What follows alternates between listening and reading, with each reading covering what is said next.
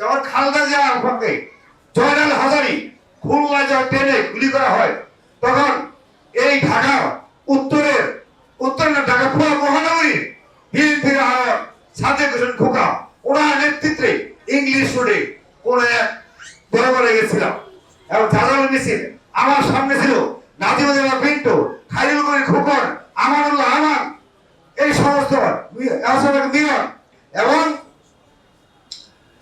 এই সমস্ত লিডার পুরো এক সময় মাগরিবের নামাজ পড়ে তখন মনে আছে আমানুল্লাহ ভাই বলল, ভাই আপনারা সামনে আগান, আমরা একটু নামাজ পড়েছি মাগরিবের। এরপরে একটু যখন দৈনিক বানা মরে গেছি অর্থাৎ চলে গেছিলাম রানালে, ঠিক তখনই আমলিগের ছেলেবেলে আমাদের উপরে যেমন ভাবে ইট পাটকে ছেড়েছিল, আমি এরকমই হেমলা করছিলাম এবং 10 ফিট অল্প কইয়া ওই বাগানের মধ্যে লুকাই থেকে রাত্রে 11টার দিকে আমি বাসায় আসি। অত্যন্ত দুঃখের বিষয়, আমি যখন চাকরি নেই অনেকে এই কলোনির যে আল কলোনির ছেলে, এখানে আমার নাম আলাউদ্দিন, কিন্তু যদি আপনি 90-এর সেই গণ আন্দোলনে যান তাহলে বলবেন আলাল ভাই এবং ওই ছোট ভাই। আমি হয়তো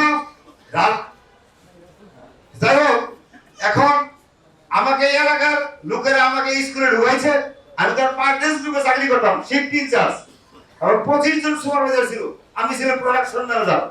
তখন এলাকার এই স্কুলটাকে থাকার জন্য আমাকে নিয়ে আসা হলো, আমি কলোনির ছেলে, আমার অবদান একটাই যে আমি কলোনির ছেলে ঢুকতে পারবে না, এই অপরাধ।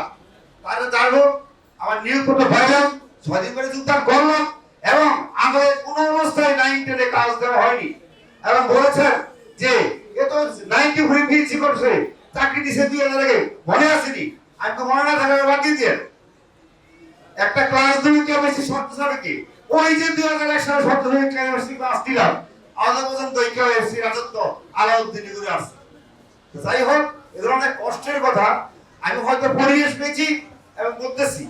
আর আরেকটা বিষয় হলো যে আমি প্রথমে স্মরণ করছি 1947 সালে এই দেশভাগের সময় যারা নিহত হয়েছে, আত্মহত্যা দিয়েছে, আমি এটা স্মরণ করছি।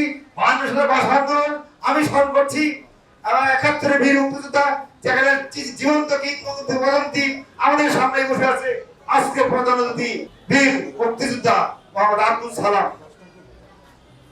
যারা জীবন্ত কিংবদন্তি। যাই হোক, এরপরে আমি স্মরণ করছি এই গত জুলাই আগস্টের এই আন্দোলনে যে সমস্ত মানুষ আপামর জনসাধারণ ঝাঁপিয়ে পড়েছে গণতন্ত্রের শাসক বিরোধী আন্দোলনে এবং আমরা সার্থক হয়েছি। যাই হোক, এরকম যুদ্ধ আমি স্কুল নিয়ে করেছি, আমার বিরুদ্ধে 12টা মামলা, 3টা মামলা ছিল হাইকোর্ট জজ কোর্ট, এগুলো শেষ করেছি।